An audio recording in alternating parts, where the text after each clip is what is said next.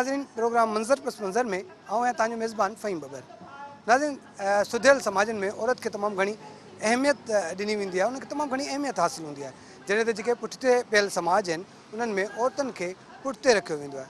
असां वटि ॾिठो इहो वियो आहे त औरतूं वर्क प्लेस ते हुजनि, वर्किंग वुमेन्स हुजनि, घरनि में हुजनि, त उन्हनि खे न सिर्फ़ु हिरासा कयो वञे थो, उन्हनि खे तशद्दुद जो निशानो बि बणायो वञे थो। औरतुनि खे तहफ़ुज़ फ़राहम करण जे लाइ मुख़्तलिफ़ वक़्तनि में सिंध हुकूमत पारां कानून बि पास कया विया आहिनि, पर उन्हनि कानूननि ते अमल दरामद न थियण करे औरतुनि सां ॾींहों ॾींहुं जेके मसइला पैदा थियनि था, जेके मामला थियनि था, उन्हनि जो अंग बि वधंदो पियो वञे। जेके औरतुनि जे हक़नि लाइ झाकोड़ींदड़ तंज़ीमूं आहिनि, वक़्तनि फ़वक़्तनि औरतुनि जे हक़नि जे तहफ़ुज़ जे लाइ स्ट्रगल कंदियूं रहनि थियूं। 12 फरवरी ते औरतुनि जे हक़नि वारो जेको आहे क़ौमी ॾिहाड़ो मल्हायो वियो। वुमेन एक्शन फोरम पारां तक़रीब मुनक़द कई हुई, जॾहिं त मुख़्तलिफ़ हंधनि ते बि तक़रीबूं मुनक़द कयूं वियूं ऐं रैलियूं कढियूं वियूं। अॼोके प्रोग्राम में कोशिशि कंदासीं ॻाल्हि ॿोल कयूं जेके औरतुनि जे हक़नि लाइ झाकोड़ींदड़ तंज़ीमूं आहिनि, उन्हनि जा अॻुवान हुजनि, ख़ासि तौर ते उहे औरतूं जेके वर्क प्लेसिस ते कमु कनि थियूं, उहे औरतूं जेके मुख़्तलिफ़ इदारनि में कमु कनि थियूं, उहे औरतूं जेके समाजी भलाई जो कमु कनि थियूं, उन्हनि जो छा चवणु आहे ऐं औरतुनि खे तहफ़ुज़ ॾियण जे लाइ, औरतुनि जे भलाई जे लाइ जेके कानून जोड़ियल आहिनि उन्हनि ते अमल दरामद छो नथो थिए, जेकर उन्हनि ते अमल दरामद थिए त औरतुनि खे केतिरो फ़ाइदो थी सघे थो। नाज़रीन प्रोग्राम मंज़र पस मंज़र में ॻाल्हि ॿोल जो सिलसिलो जारी आहे त औरतुनि सां जेके थींदड़ ज़ुल्म आहिनि, ज़्यादतियूं आहिनि, या वरी जेके मुख़्तलिफ़ हंधनि ते औरतुनि खे परेशान कयो थो वञे, हर वक़्तु हर हंधि जेको आहे औरतुनि जे तहफ़ुज़ जी ॻाल्हि कई थी वञे। सिंध हुकूमत पारां औरतुनि जे हक़नि जे लाइ कानून बि पास थियल आहिनि, पर उन्हनि कानूननि ते अमल दरामद थींदो नज़र नथो अचे। औरतुनि जे हक़नि लाइ झाकोड़ींदड़ जेके समाजी तंज़ीमूं आहिनि उहे मुसलसल इन जिदोजहद में लॻल आहिनि त औरतुनि खे कंहिं न कंहिं तरीक़े सां हक़ वठी ॾिना वञनि, उन्हनि खे तहफ़ुज़ फ़राहम कयो वञे। औरतुनि जो क़ौमी ॾिहाड़ो मल्हायो पियो वञे। मैडम राफ़िया बंगश साहिबा असांखे जॉइन कयो आहे। मैडम कीअं था ॾिसो, पहिरीं त इहो ॿुधाइजो औरतुनि सां कहिड़ा कहिड़ा प्रॉब्लम, किस टाइप के प्रॉब्लम्स हैं जो फेस करें, घर की औरत हो या फिर जो वर्किंग वुमेन है, किस टाइप के प्रॉब्लम्स होते हैं जो फेस करती है? बहुत शुक्रिया। ख़वातीन तो अगर आप देखें कि कदम ब कदम किसी न किसी मसले का ज़रूर वो सामना उनको करना पड़ता है। स्पेशली अगर हम घरेलू ख़वातीन की बात करते हैं तो घरेलू तशद्दुद किसी से छुपा हुआ नहीं है, जिसमें आप मार पीट से लेके गाली गलोच ताने ये तमाम ख़वातीन को सुनने पड़ते हैं, बर्दाश्त करना पड़ता है, क्योंकि हमारे यहाँ मेल डोमिनेट सोसाइटी है और उसमें ज़्यादातर शादी के वक्त बच्चियों को यही कहा जाता है कि ये तुम्हारा घर है और अब तुम्हारा मरकर ही यहाँ से जनाजा निकलेगा। तो वो उन्होंने सोच लिया है कि जी मैंने इसको बर्दाश्त करके ही ज़िंदगी गुजारनी है। अब आप आगे आते हैं तो आपको पता लगता है कि ख़वातीन जब जॉब करने जाती हैं तो वर्क प्लेस हिरासमेंट किसी से छुपा हुआ नहीं है। ख़वातीन के साथ हर तरह का हिरासमेंट होता है। जॉब देने का लालच, जॉब पे कायम रहने का लालच, निकाल देंगे आपको उसका खौफ, इस तरीके से मुख्तलिफ़ तरीक़ों से उनको हिरासा किया जाता है। रास्ते में छेड़छाड़ का निशाना उनको बनाया जाता है। कारोकारी हमारे पास है, लड़कियों की स्मगलिंग है हमारे पास। आप ट्रैफिकिंग अगर देखें तो ख़वातीन के साथ ये लालच देखें कि आपको कहीं पर जॉब दिलाई जा रही है, लेकिन उनको वो ट्रैफिक किया जाता है विद इन कंट्री, और कंट्री से बाहर भी उनको ट्रैफिक किया जाता है। और हमारे यहाँ हमारे जो इदारे हैं जिन्होंने इस पर काम करना है वो खामोश बैठे हैं। इवन वो उनसे ख़ुद उनके इस तरह के कुछ कांटेक्ट होते हैं कि उनको छोड़ दिया जाता है। काफ़ी ऐसे लोग हैं जो इन एक्टिविटीज़ में इन्वॉल्व होते हैं लेकिन उनके ख़िलाफ़ कोई एक्शन नहीं लिया जाता। हमारे पास बहुत खूबसूरत कवानीन आए, आप देखें 2011 का हमारे पास कानून आया जिसमें ख़वातीन की राइट्स की बात की गई, वट्टे सट्टे की बात की गई, कुरान से शादी की बात की गई, बच्चों की शादी की बात हमारे यहाँ की गई, वर्क प्लेस जो हिरासमेंट का लॉ है वो बना। लेकिन अभी तक जो उस पर अमल दरामद है या उसके खातिर ख्वाह जो नताइज हैं वो हमारे सामने नहीं आ रहे हैं अभी भी। आपने बात की कि ठीक है खूबसूरत कानून पास है, कानून को अमल दरामद कराने की जिम्मेदारी गवर्नमेंट की है, क्यों अब तक नहीं हुआ? 2013 का कानून है, अगर कम उम्र की शादियों के हवाले से, वर्क प्लेसेस हरासमेंट के हवाले से 2010 में कोई कानून आया हुआ है, अभी तक कितना टाइम हो गया? 10-10 साल, 13-13 साल हो गए हैं। देखें ये जो इसमें साफ नज़र आता है कि ख़वातीन के जो हुकूक हैं उनको अहमियत नहीं दी जा रही है। अब तक हम लोगों की जो एक स्ट्रगल है ख़वातीन की, अगर आप देखें कि 1981 की अगर हम वुमेन एक्शन फोरम की बात करें, ये स्ट्रगल चल रही है, लेकिन आज भी 2011 में हम यही बात कर रहे हैं कि ख़वातीन को उनके जो हुकूक हैं वो उस तरीके से मिल नहीं रहे।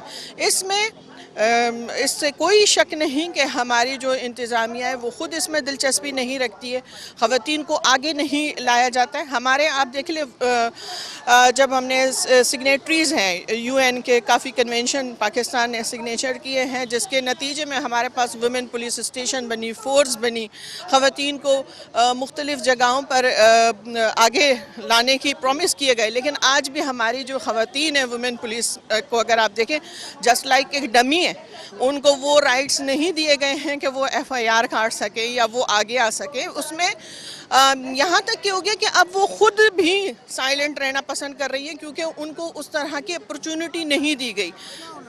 क्या समझती है इसमें होना क्या चाहिए? देखिए इसमें लाजमन हम तो यही चाहेंगे कि इसको कानून को अमल दरामद करना चाहिए, ज़्यादा से ज़्यादा अवेयरनेस देनी चाहिए, उन लोगों को सामने लाना चाहिए जो इस चीज़ की प्रोजेक्शन भी करें और इस पर अमल दरामद कराने में इंटरेस्टेड भी हों, वो दिलचस्पी रखते हों कि ख़वातीन को आगे लाया जाए, क्योंकि ख़वातीन के बग़ैर मर्द के शाना बशाना अगर हम बात करते हैं तो ख़वातीन के बग़ैर मुआशरा मुकम्मल नहीं है। तो जब तक ख़वातीन शाना बशाना नहीं होगी कौम तरक्की नहीं कर सकती है। राफ़िया मंगा शाहबाजी ॻाल्हि ॿोल ॿुधी त जेसिताईं औरतूं पाण ऐं ख़ासि तौर ते जेके इदारा जुड़ियल आहिनि उहे सेंसिटाइज़ न थींदा, उहे सीरियस न थींदा, उहे संजीदा न थींदा, तेसिताईं इन्हनि औरतुनि जे हवाले सां या इन्हनि औरतुनि जी तहफ़ुज़ जे हवाले सां जेके जुड़ियल क़ानून आहिनि उन्हनि ते अमल दरामद मुश्किल ई रहंदो। प्रोग्राम में ॻाल्हि ॿोल जो सिलसिलो जारी आहे। औरतुनि जा हक़ ऐं औरतुनि जे हक़नि लाइ जेका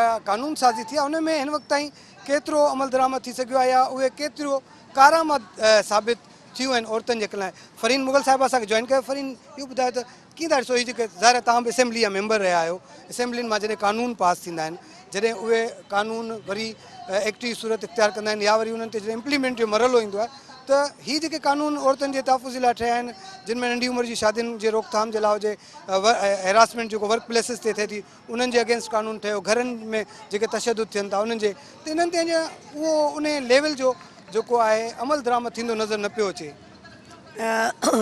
थैंक यू सिंध TV वारा जो तव्हां असांखे हिन महिल तमामु सुठे बहितरीनु मौज़ूअ ते ॻाल्हाइण जो मौक़ो ॾिनो। तव्हां जीअं चयो त असेंबली में कानून पास थिया, असेंबली में मां पाण पर्सनल पंहिंजा 3 कानून बिल पास कराया, जंहिंमें वर्क प्लेस ते वोमेन हेरासमेंट बिल हो ऐं प्लस ये जेको औरतुनि जो उन महिल प्रोमोशन थो थिए, जेसिताईं मर्द बास खे ख़ुशि नथी करे तेसिताईं प्रोमोशन नथो थिए, या नंढी उमिरि जूं शादियूं आहिनि या कारोकारी आहे अहिड़े क़िस्म जा। पर उन में इहो थींदो जो असां जॾहिं बिल पास कंदासीं त जीअं हुन ॿुधायो त मादर इहो पिदर मास्टरो मर्द मेल डोमिनेट मास्टरो, इम्प्लीमेंटेशन करण वारो केरु आहे? मर्द। पुलिस ऑफिसर केरु आहे? हाणे वुमेन कोकस आहे, केरु आहे? कोकस वटि इहे पावर न आहे। कोकस डिसीशन ॾेई सघे थी, कोकर पाण में इहो ॻाल्हाए सघे थी, कोकर पेपर वर्क करे सघे, पर कोकस वटि पावर न आहिनि इम्प्लीमेंटेशन कराइण जा। इम्प्लीमेंटेशन करण लाइ तॾहिं तव्हां करे सघंदो जॾहिं उते मेल डोमिनेशन सोसाइटी आहे त कहिड़ो मेल आहे जेको पंहिंजे ख़िलाफ़ु कंदो। हिकिड़ो पुलिस वारो त पंहिंजे पेटी भाई जे ख़िलाफ़ु केस न दर्ज कंदो आहे। सो इहो ई सिस्टम हले पियो, इन करे हिते पाकिस्तान में ईअं कोन थो थिए। असां रुगो इस्लाम में खे था वठूं, मां चवंदी आहियां इस्लाम जो असां रुगो स्टडी कयूं त असांखे ख़बर पए थी त इस्लाम औरत लाइ छा थो चए। असां वटि अॼु माउ पुट जे लाइ ज़ाल थी ॻोल्हे, नुंहुं थी ॻोल्हे त नंढी उमिरि जी छोकिरी हुजे। हुज़ूर अकरम सल्लल्लाहु अलैहि वसल्लम बीबी ख़दीजतुल कुबरा सां शादी कई, जेका 15 साल वॾी आहिनि पाण खां। हुज़ूर पाक सल्लल्लाहु अलैहि वसल्लम जे ज़माने में या अॼु बि चवनि था त माई बिज़नेस थी करे, पर बीबी ख़दीजतुल कुबरा पहिरीं ख़ातून हुई जेका बिज़नेस वोमेन हुई। ईअं असां इस्लाम खे ॾिसूं त इस्लाम में अनेक औरतुनि जे लाइ जेके इहे रखिया विया आहिनि। हाणे हिते छा पियो थिए, हिते छा पियो थिए? हिते त माण्हुनि खे औरतूं अॼु बि वर्क प्लेसिस ते हिरास थियनि थियूं, अॼु बि जेको ऑफिसिस में घरनि में तशदुद, नंढी उमिरि जी शादियूं। मां चयुमि त मेल डोमिनेशन सोसाइटी आहे न त उहो ई पाकिस्तान आहे जंहिंमें शहीद बेनज़ीर भुट्टो हिकिड़ी प्राइम मिनिस्टर रही, ऐं मूंखे फ़ख़्रु थींदो जॾहिं मीर पीर हुनजी प्रेसिडेंसी में वेहंदा ऐं उहो प्रिज़ाइड कंदी त उहे वेठा कंदरो रहंदा।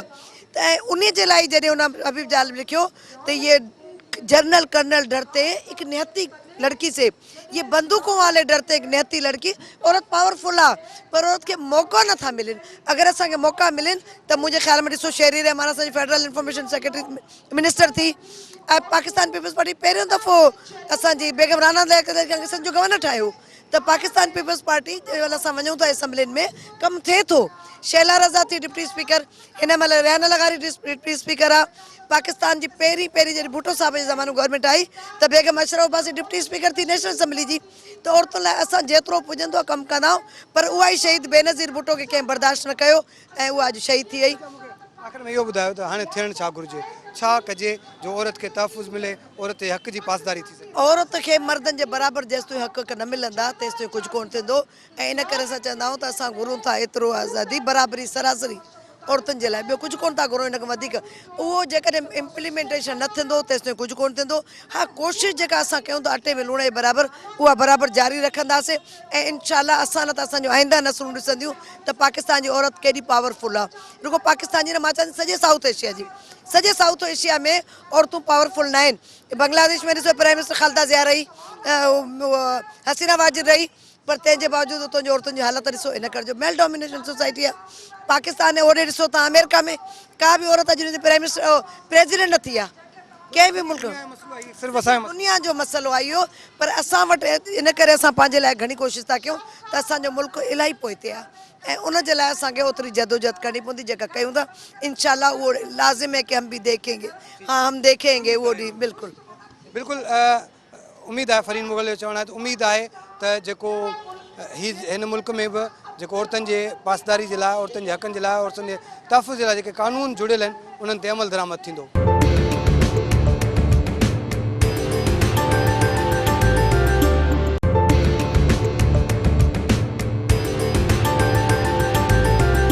वेलकम बैक नाज़रीन, प्रोग्राम मंज़र पस मंज़र में औरतुनि जे हक़नि जे हवाले सां ॻाल्हि ॿोल जो सिलसिलो जारी आहे।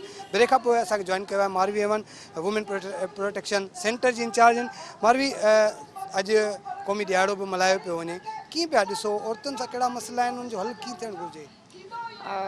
औरतुनि सां तमामु घणा मसइला आहिनि जेके त असां पाण मीडिया में बि ॾिसूं था, सोशल मीडिया ते बि ॾिसूं था ऐं इन वक़्तु मूंखे ॿुधण वारी हर औरत खे ख़बर आहे कि कहिड़े क़िस्म जा मसइलनि खे उहो मुंहुं ॾिए पई। रोज़ नंढपिण जूं शादियूं थी वियूं, घर जी चार दीवारी जे अंदरि तशद्दुद थी वियो, वर्क प्लेस ते या पढ़णु निकिरे त हैरेसमेंट थी वई, रोड ते स्ट्रीट हैरेसमेंट थी वई। अहिड़े क़िस्म जा तमामु घणा वाक़िया आहिनि।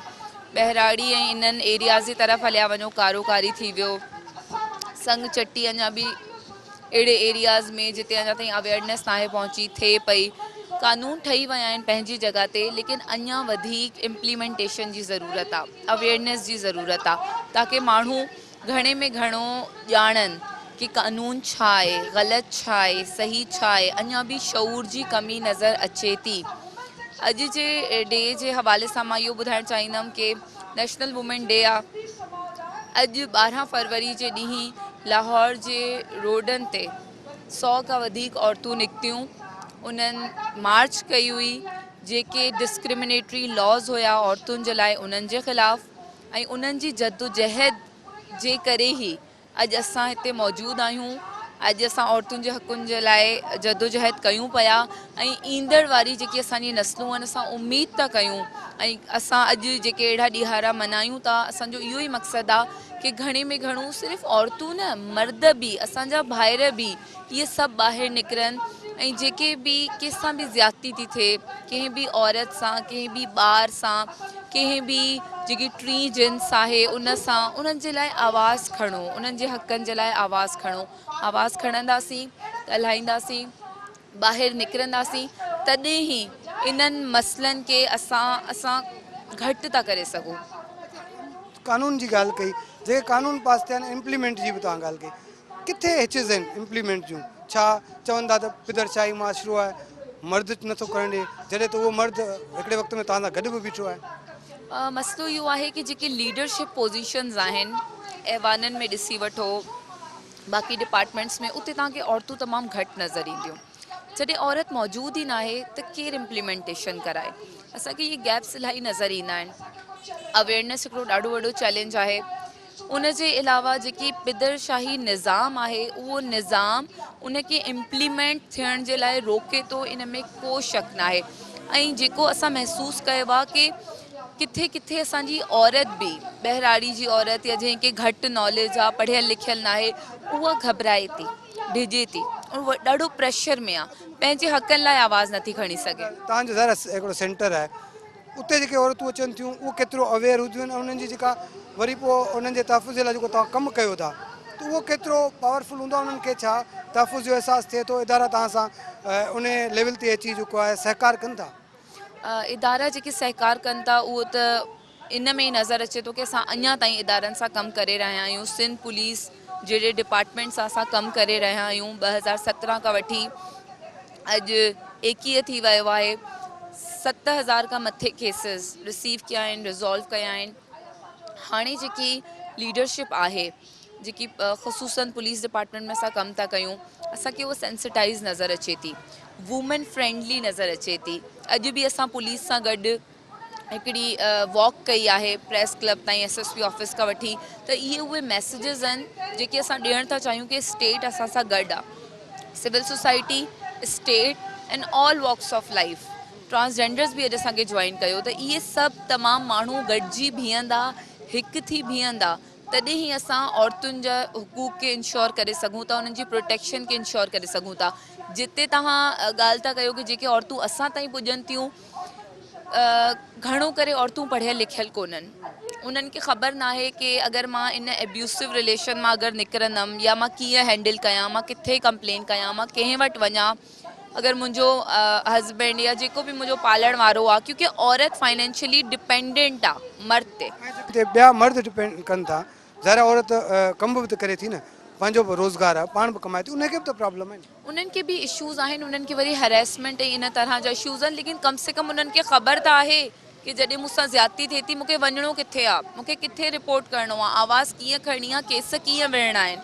त इन लाइ कम से कम औरत खे एतिरो त एम्पावर कयो कि जॾहिं पाण सां ज़्यादती थिए त ॻाल्हाए सघे। मारवी जो जेको आख़िरी जुमिलो त घटि में घटि औरत खे एतिरो एम्पावर कयो, उनमें उनखे एतिरो सेंसिटाइज़ कयो त हू घटि में घटि पंहिंजे हक़ जे लाइ विढ़ी सघे ऐं पंहिंजो हक़ु वठी सघे। प्रोग्राम में कोशिशि कयूं था त औरत जे हक़नि जे लाइ, औरतुनि जे हक़नि जे लाइ जाखू ॾींदड़ मुख़्तलिफ़ तंज़ीमुनि जे अॻुवाननि सां ॻाल्हायूं। हिन वक़्तु असांखे प्रोग्राम में हसीन मुसरत जॉइन कयो आहे। हसीन, पहिरीं त इहो ॿुधाइजो, प्रोग्राम तव्हां ॾाढो सुठो ऑर्गेनाइज़ कयो आहे ऐं कीअं पिया ॾिसो, औरतुनि जा कहिड़ा कहिड़ा मामला आहिनि ऐं केतिरो परेशानी आहे, केतिरो जेको तकलीफ़ में हूंदियूं आहिनि औरतूं? एतिरियूं ई औरतूं आहिनि जिन जा रेप जा वाक़िया था थियनि, कारोकारी जा वाक़िया आहिनि, जिरगा मौजूदु आहिनि जेके बुनियादी इंसानी हक़नि जे ख़िलाफ़ आहिनि। एतिरे क़दुरु जो वुमन एक्शन फोरम हैदराबाद जी जेका असां मूवमेंट शुरू कई 1908 में क़याम थियो, त 1909 में असां सिग्नेचर कैंपेन हलाई सॼी सिंध में। उन असां सिग्नेचर्स कलेक्ट कयूं, उन खां पोइ केस फाइल कयो, जंहिंजे नतीजे में कोर्ट जे तरफ़ां जिरगा बैन कया विया, पर उन वक़्तु मौजूदु आहिनि। हींअर असीं ॾिसूं था त हिन वक़्तु जेको औरतुनि जी मूवमेंट खे वॾे में वॾो चैलेंज आहे, सो आउं सम्झां थी त इंतिहा पसंदी जो आहे। ऐं ॿी ॻाल्हि त असांजूं जेके सियासी जमायतूं आहिनि, उहे औरत सवाल ते उन्हनि जी सियासत ई न आहे। असां वटि औरतुनि जी लीडरशिप, जेके सियासी अॻुवाण हुजनि, जेके औरतुनि जी ॻाल्हि पार्टी लेवल ते कजे न, उहा तमामु घटि आहे। एतिरे क़दुरु जो बि पुसवाटी में मोहतरमा बेनज़ीर भुट्टो खां पोइ औरतुनि जी लीडरशिप नज़र नथी अचे, त उन बि इन खे अॻिते वधायो वञे।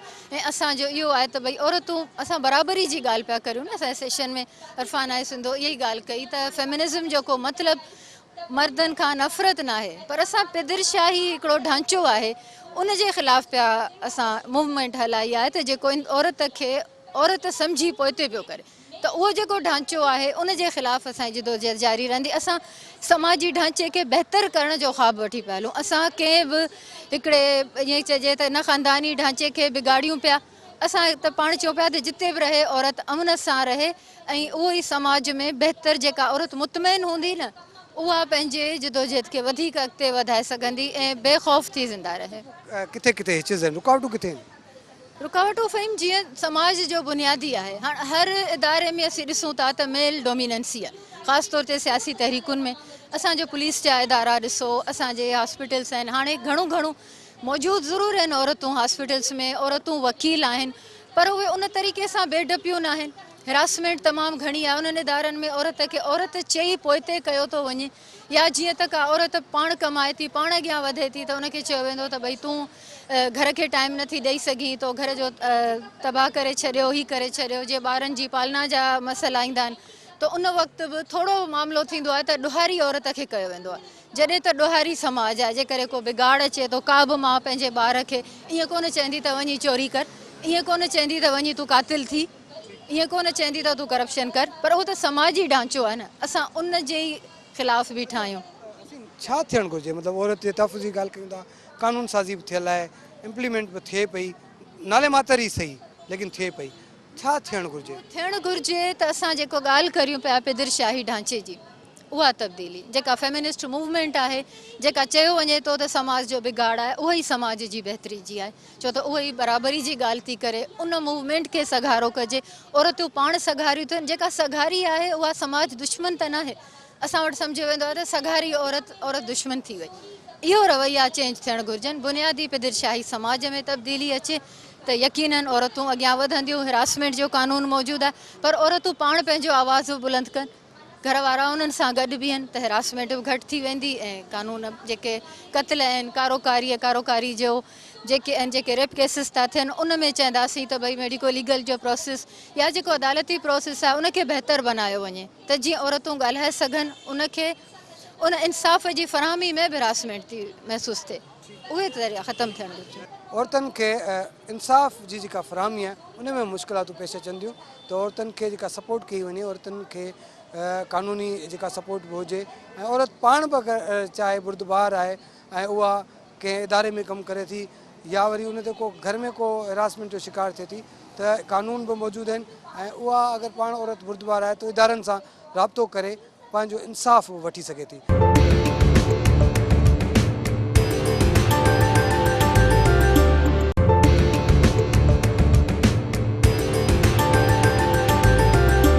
प्रोग्राम में हिन वक़्तु असांखे मारवी लतीफ़ी जॉइन कयो आहे। मारवी कीअं पिया ॾिसो, औरतुनि जे हवाले सां तव्हां डिस्कशन हले पई, त औरतुनि सां तमामु घणा मसइला आहिनि, औरतुनि सां असां पंहिंजे प्रोग्राम में डिस्कस कयूं पिया, त औरतुनि जे हक़नि जे हवाले सां कानून साज़ी बि थी आहे, उन बावजूदि इम्प्लीमेंट नज़र औरत केतिरी बुर्दबार, केतिरी हिन वक़्तु जेको हिमत भरी ॾिसो था? महिरबानी, मुंहिंजो तालुक़ु वुमेन डेमोक्रेटिक फ्रंट सां आहे, ऐं असांजी हिकिड़ी सियासी औरतुनि ते मुश्तमिल तंज़ीम आहे, ऐं जेका तव्हां ॻाल्हि कई त वाक़ई में बि असांखे हिन समाज में तमामु घणा कानून नज़र अचनि था, पर असां ॾिसूं था त जेंडर गैप रिपोर्ट में औरत अॼु बि पोइते वेंदी थी नज़र अचे, पर हिते कुझु हिकिड़ियूं अहिड़ियूं बहादुर औरतूं ज़रूरु आहिनि, कुझु हिकिड़ियूं अहिड़ियूं जेको आहे मां चवंदमि त जेके हीरोज़ औरतूं आहिनि, उहे इन सॼे पेट्रियार्कल कल्चर ख़िलाफ़ रोज़ ब रोज़ विड़ी रहियूं आहिनि। पोइ उहो जेको आहे उन्हनि जी वेड़ कंहिं हिकिड़ी सकाफ़त जे ख़िलाफ़, माना उहा जेका पिदरशाही सकाफ़त आहे उन ख़िलाफ़ हुजे, या हिन सरमाएदाराणे समाज में कंहिं हिकिड़े कानून ख़िलाफ़ हुजे, पर असांखे हिकिड़ो तसलसुल नज़र अचे थो। जीअं अॼु असां हिते 40 साल औरतुनि जी जदोजहद खे सेलिब्रेट करे रहिया आहियूं, पर मां इहो चवंदमि त इहा 40 सालनि जी जेका जदोजहद आहे, इहा असां सभिनी खे उत्साह थी ॾिए त औरत खे अॼु बि उन मुकमिल आज़ादी करण जी ज़रूरत बिल्कुलु आहे। असां कहिड़ी आज़ादी जी ॻाल्हि था कयूं? सिर्फ़ु ऐं सिर्फ़ु उन आज़ादी जी ॻाल्हि था कयूं जिते मूंखे बि सियासत करण जी ओतिरी इजाज़त हुजे जेतिरी मुंहिंजे भाउ खे आहे, या असांजी जेको समाज आहे उन में असांजी चेंज में ओतिरो ई किरदारु हुजणु घुरिजे जेतिरो असांजा सियासी पॉलिटिकल ॿिया जेके मर्द हज़रात आहिनि उहे। अच्छा, रुकावट जी ॻाल्हि थी, औरत खे जेको तव्हां बार बार हिकिड़ो वर्ड यूज़ कंदा आहियो, पिदरशाही समाज आहे, पिदरशाही हिते तव्हांजे प्रोग्राम में अधु खां वधीक मर्द बि वेठा आहिनि, मर्द सपोर्ट बि कंदा, हिकिड़ा मर्द आहिनि जेके लाइक नथा कनि हिन शयुनि खे, हिकिड़ा उहे मर्द आहिनि जेके सपोर्ट कंदा तव्हां, त पोइ इन पिदरशाही समाज में ऐं उन समाज में जिते मर्दनि जी कोऑर्डिनेशन बि हुजे, त उते केतिरी परेशानी थी थिए? बिल्कुलु, सभ खां पहिरियों त मां इहो चवंदमि त ॾिसो, हीउ हिकिड़ो मिसाल आहे, हीउ हिकिड़ो मिसाल तव्हांखे इको दुको नज़र ईंदो। तव्हां मेजॉरिटी ॾिसो, हलो भला असां हिकिड़ो माना हितां ई असांजे सर्वे कयूं हैदराबाद में ई, त अहिड़ियूं केतिरियूं मार्केटूं आहिनि जिते तव्हांखे जेका रश नज़र ईंदी उहा हमेशह ई हमेशह मर्दनि जी नज़र ईंदी। माना हिकिड़ी छोकिरी जेका रेशम गली में त तमामु घणी औरतूं न उते बि बिल्कुलु हूंदियूं, पर उते तव्हां हैरेसमेंट जा वाक़िया ॾिसो, छा उते माना जिते बि औरतूं मार्केटनि में वञनि थियूं छा उन्हनि खे हैरेसमेंट जा वाक़िया नथा साम्हूं अचनि, पर असां उन्हनि हैरेसमेंट ते वोकल न आहियूं, असां उन्हनि ते माठ थियूं कयूं। सो असांजो सुवाल इहो ई आहे त इहा माठ असांखे किथे न किथे टोड़नी पवंदी, ऐं जॾहिं माठ टुटंदी त पोइ तव्हांखे इहो जेको मिसाल आहे जिते ॿाहिरि असां सां गॾु वेठा आहिनि कोऑर्डिनेशन कनि था, पोइ उहो सिर्फ़ु खाना बदोश न हूंदो या का पार्टी ऑफिस कोन हूंदी, पर उहो हर समाज जो पर्त हूंदो जिते मर्द ऐं औरत बराबरी जी बुनियाद ते हलंदा, हिकिड़ी इंसान जी बुनियाद ते हलंदा। हिन वक़्तु असांखे जॉइन कयो आहे अमर सिंधु साहिबा। अमर सिंधु साहिबा खां पुछो त औरतुनि जा मसइला कहिड़ा आहिनि ऐं औरतुनि जी जिदोजहद जे लाइ जेको 40 सालनि जो सफ़र तय थियो उन जे हवाले सां जेको प्रोग्राम हिते जेका तक़रीब मुनक़द कई पई वञे। मैडम महिरबानी तव्हांजी, हिकिड़ो त पहिरीं ॿुधायो कि जेका तक़रीब आहे उन हवाले सां अॼोको जेको ॾींहुं आहे, अॼोको ॾींहुं माना 12 फरवरी 12 फरवरी औरतुनि जे जेका असां पाकिस्तानी औरतुनि जे लाइ क़ौमी ॾिहाड़ो करे मल्हायो वेंदो आहे, उहो इन करे छाकाणि त हिननि ज़िया जी मज़ाहिमत जेका असां ज़िया शाही जे ख़िलाफ़ु मज़ाहिमत कई, रोडनि ते निकिरी आयूं हुयूं ऐं 1984 ते उन्हनि ते लठबाज़ी थी कि लाहौर जमाल रोड ते, ऐं उन जे नतीजे में जेको असां हीउ ॾिहाड़ो पाकिस्तानी औरतूं जेके आहिनि से उन जेका असां क़ौमी ॾिहाड़े जे तौर ते मल्हाइनि था। हाणे अॼोको जेको असांजी जेको तक़रीब जो जेको आहे सो मौज़ू माना इहो रहियो आहे त असां अॼोके ॾींहं ते पंहिंजो जाइज़ो वठंदा आहियूं पाकिस्तान जी क़ौमी तहरीक जो, पाकिस्तान जी औरतुनि जी तहरीक जो। त औरतुनि जी तहरीक जेका असां वुमेंस मूवमेंट इन्हनि जेका असां 70 सालनि में छा हासिलु कयो, ॿियो उनखां पोइ जेका वुमेन सेक्शन फोरम आहे, वुमेन सेक्शन फोरम 40 सालनि जे अंदरि उनखे कहिड़ा चैलेंजिस आया, छो ठही, ऐं मां तव्हांखे ॿुधाईंदी हलां त वुमेन सेक्शन फोरम हैदराबाद जो क़याम जेको आहे सो अॼु खां 12 साल पहिरीं थियो। हीअ 12 सालनि जे दौरान सिंध जे अंदरि असांखे कहिड़ा चैलेंजिस पेश आया, असां छो ज़रूरी सम्झो त जेका असां हीअ ठहणु खपे वुमेन सेक्शन फोरम या फेमिनिस्ट जेका असां तहरीक छो हलणु खपे सिंध जे अंदरि। उनखां पोइ असां अॼोको ॾींहुं जीअं त जशन जो ॾींहुं आहे, अॼोको ॾींहुं असां औरतुनि जी तख़लीक़ खे भेटा ॾियूं था, असां औरतुनि जी जेका असां तख़लीक़ी ऐं उनखे भेटा ॾींदे उनखे सेलिब्रेट कयूं था, जशन जे तौर ते मल्हायूं था, पंहिंजो जाइज़ो वठूं था, ऐं न रुगो एतिरो पर हिन में सिंध जे कुंड कुर्छ में जिते बि औरतूं पंहिंजी तहरीक जे हवाले सां कुझु ॻाल्हाए रहियूं आहिनि, कुझु चई रहियूं आहिनि, कमु करे रहियूं आहिनि। अॼु सखर खां कराचीअ खां ऐं खैरपुर खां जेके आहिनि से औरतुनि जा ग्रुप्स जूं जेके आहिनि से औरतुनि असां सां शरीक थियूं आहिनि ऐं उहे अॼु हिते पंहिंजो मौक़िफ़ पेश कंदियूं। मूंखे ॿुधायो त औरतुनि जे मसइलनि जे हवाले सां असां ॻाल्हि था कयूं त कानून साज़ी थियल आहे सिंध में बि, उन जे बावजूदि बि उन्हनि कानूननि ते अमल दरामद नथो थिए। अॼु बि औरत वर्क प्लेस ते हिरास थिए थी, अॼु बि नंढी उमिरि जी शादी थिए थी, अॼु बि औरत खे जेको आहे घर में तशदुद जो निशानो बणे। छा था सम्झो इन्हनि कानूननि ते जेको अमल दरामद न पियो थिए उन जा कारण कहिड़ा था सम्झो? ॾिसो, हिकु त समाज में जेका असां रूल ऑफ लॉ हूंदो आहे त उनखां पोइ कानून जी अमलदारी थी सघंदी आहे। क़तल जे ख़िलाफ़ु जेको आहे सो कानून मौजूदु आहे पर क़तल थियनि था, चोरी जे ख़िलाफ़ु मौजूदु आहे पर चोरी थिए थी, ईअं ज़ना थिए थी, ईअं ॿिया बि जेके आहिनि से क्राइम थिए थो। ऐं पर जेका कानून साज़ी जे हवाले सां औरतुनि जी अचीवमेंट इहा आहे त औरतुनि घटि में घटि इहे जेके अॻे ज़ुल्म थींदा रहंदा हुया उनखे जेका असां रस्म रवाज जो हिसो सम्झो वेंदो हुयो, उनखे इहो सम्झो वेंदो हुयो त इहा औरत जी तक़दीर आहे, हाणे घटि में घटि उनजो शुमार ॾोह में थिए थो त हीअ क्राइम आहे ऐं जेको करे थो उहो ॾोह आहे। अलबत्ता हीअ असांजी जेका हीअ कोशिशूं आहिनि, हीअ जेका जागरूकता आहे जेका सिंधी औरतुनि जी, सिंध जे औरतुनि जी, इहा जागरूकता मां सम्झां थी त वॾो प्रेशर हिकिड़ो विझे थी। ईअं कोन्हे त माना जेका मां अॼु बि हिते जेको पंहिंजे हिन में तक़रीब में ॻाल्हायो आहे उहो इहो ई चयो आहे त हिन वक़्तु पाकिस्तान जी औरतुनि जी तहरीक जे हवाले सां सिंध सूबो सभ खां अॻु में बीठल आहे। सिंध सूबे में जेका जागरूकता आहे, सिंध सूबे में जेको आवाज़ु आहे, ऐं सिंध सूबे में रुगो औरतुनि जो आवाज़ु न पर सिंध सूबे में औरतुनि जे ते थींदड़ ज़ुल्म ख़िलाफ़ु जेको मर्दनि जो ऐं जेको सिविल सोसाइटी जो जेको एक्टिव रोल आहे, उन में तव्हां जेका असां जर्नलिज़म ॾिसो, तव्हां जेका असां मीडिया उहो ॾिसो, तव्हां ॾिसंदो त ॾाढो जेको असां सिंध में तमामु तकिड़ो जेको असां आवाज़ु उथंदो आहे ऐं उन ते के हद ताईं जेको असां अमल बि थिए थो। अलबत्ता जीअं त ॾोहनि जो ख़ात्मो न थियो आहे, तंहिंजे करे असां सम्झूं था त असांजी जिदोजहद डिघी आहे, अञा घणे ताईं हलणी आहे। साहिबा जी तव्हां ॻाल्हि ॿुधी त जिदोजहद तमामु डिघी आहे, जिदोजहद हलंदी ऐं इन जिदोजहद सां ई जेको आहे औरतुनि जा जेके हक़ आहिनि उहे हासिलु करे सघिबा। प्रोग्राम में हिन वक़्तु असांखे इरफाना मल्ला साहिबा जॉइन कयो आहे।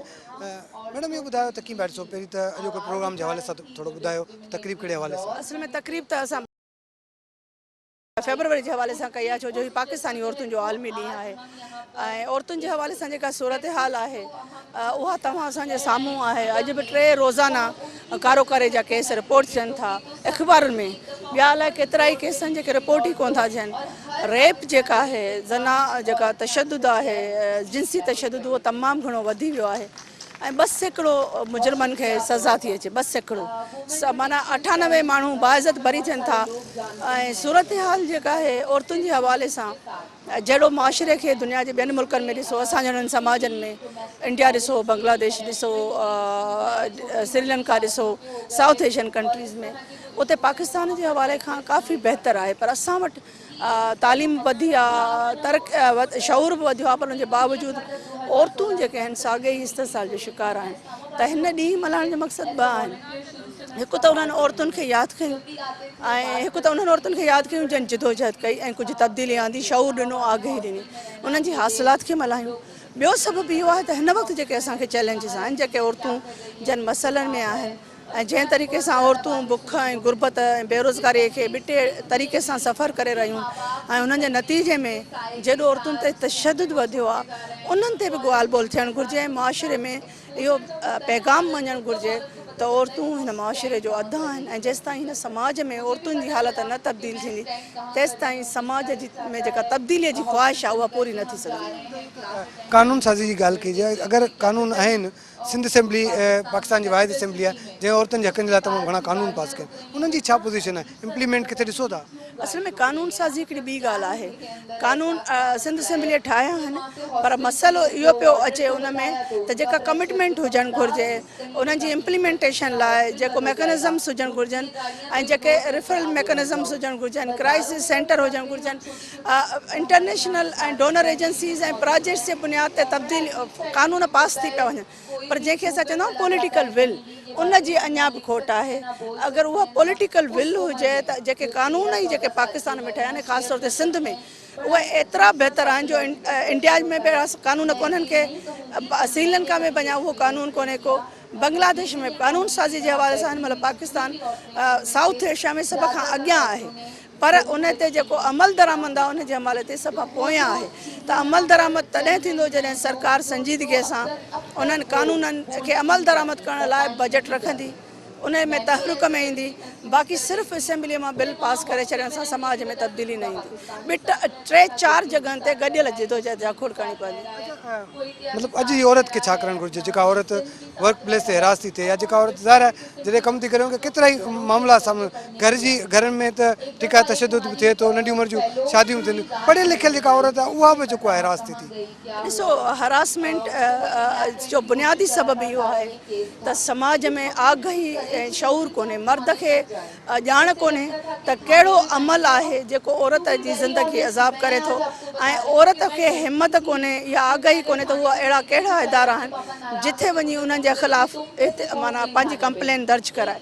ऐं इहो बुनियादी सबबु हरासमेंट जो इहो आहे त असांजे समाज में औरत ते एतबार कोन्हे को, घर मां उनखे मुश्किल सां इजाज़त ॾिनी वञे थी, मुश्किल सां वर्क प्लेस ते वञे थी, हुनखे ॿाहिरि निकिरण जा मौक़ा नथा मिलनि, हुन में ख़ुदि एतमादीअ जी कमी आहे। जेकॾहिं ख़ुदि एतमाद आहे त जेको ख़ानदान जो अदम एतमाद आहे, ख़ानदान जो प्रेशर आहे, उहो हुनखे बीहणु नथो हुजे। पर जेकॾहिं इदारे में वञे बि थी त इदारती निज़ाम एॾो अदालती तौरु इदारती निज़ाम एॾो सुस्त आहे जो हरासमेंट जा केस हल ई नथा थियनि, निबिरजनि ई नथा। ऐं औरतूं जेके अॻही बेरोज़गार आहिनि, अॻही मर्द ते डिपेंडेंट आहिनि, उहे आख़िरी तोड़ ताईं वञी उन्हनि खे फॉलो नथियूं करे सघनि। तव्हां मुतसिब आला सिंध में जेका ऑफिस ठहियल आहे हरासमेंट में, उन्हनि खां पुछो त उन्हनि केतिरा केस उन्हनि वटि रिपोर्ट थिया, केतिरा उकलाया। जॾहिं इहा सूरत हाल अचे थी त औरतूं डिसर्टेड थी थियूं वञनि ऐं रिपोर्ट नथियूं कनि। पर हिकिड़ी अहम ॻाल्हि इहा आहे त पहिरें औरतूं उनखे हरासमेंट सम्झंदियूं कोन हुयूं। औरतुनि खे चइबो केरु तव्हांखे जुमिलो कसे कंधु हेठि करे हलिया वञो, पोते मुड़ी जवाब न ॾियो। अॼु तव्हां ॾिसो त औरतूं FIR में वञी कंप्लेन कनि पियूं, औरतूं कंप्लेन कनि पियूं त असां हरास थियूं पिया। त इहा बि हिकिड़ी वॾी ॻाल्हि आहे त उन्हनि खे इहो अहसासु थियो आहे त इन्हनि शयुनि ते कंधु हेठि करे गुज़रणो न आहे, इन्हनि शयुनि ते इग्नोर न आहे करिणो, इन्हनि शयुनि ते ज़हनी दबाव में वञी ऐं ग़लति कम न आहिनि करणा, बल्कि इदारनि में वञी कंप्लेन करणी आहे। त इहा शइ हिकिड़ी असांखे मुसीबत बि ॾिसणु घुरिजे। औरत जेका आहे हैसियत आहे, पर उन सां गॾु औरत बहादुर बि आहे। ऐं अॼुकल्ह जी जेका औरत आहे, जॾहिं उहो इदारनि में कमु करे थी, जॾहिं उहो हेरासमेंट जो शिकार थिए थी या उन सां को मामिलो थिए थो, त एतिरो सेंसिटाइज़ थी वई आहे अॼु जी औरत त उहा मुख़्तलिफ़ इदारनि सां राब्तो करे पंहिंजी कंप्लेन दर्ज करे थी। नाज़रीन, प्रोग्राम मंज़र पस मंज़र में औरत अॻवाननि जी तव्हां ॻाल्हि ॿोल्हि ॿुधी। उन्हनि जो चवणु आहे त असेंबलियुनि पारां जेके औरतुनि जे हक़नि ऐं तहफ़ुज़ जे लाइ कानून जोड़ियल आहिनि, उन्हनि ते अमल दरामद कयो वञे त औरतुनि खे हक़ मिली सघनि था। ईंदड़ प्रोग्राम ते ॾींदा इजाज़त। अल्लाह हाफ़िज़।